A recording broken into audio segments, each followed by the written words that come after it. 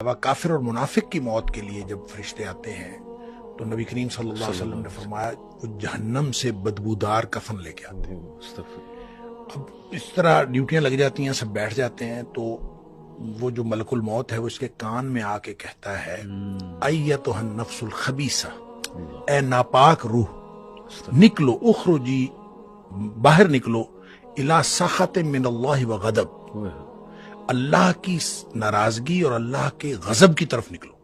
अल्लाह की नाराजगी और अल्लाह का गजब तेरा इंतजार कर रहा है। फिर नबी पाक सल्लल्लाहु अलैहि वसल्लम फतुफर्रकु फी जसदिही, वो फिर जिस्म के अंदर छुपती फिरती है, वो भागती फिरती है। फतुफर्रकु फी जसदिही, जिस्म के अंदर भागती फिरती है, बाहर नहीं निकलती।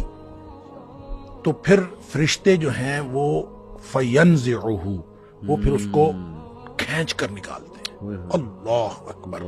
और फिर इसकी जो नबी पाक सल्लल्लाहु अलैहि वसल्लम ने मिसाल बयान फरमाई, कमा युनज़र सफूद मिन सूफिल मबलूल, जिस तरह से गीली ऊन हो और उसके अंदर गर्म सिलाई लोहे की रख दी जाए और फिर उसको खींचा जाए एक तरफ, जाहिर रुई वो ऊन जो चिमट जाएगी, तो उसको एक तरफ से खींचेंगे तो वो तो तार तार हो जाएगी। फरमाया इस तरह फरिश्ते जो है इसकी जान निकालते हैं।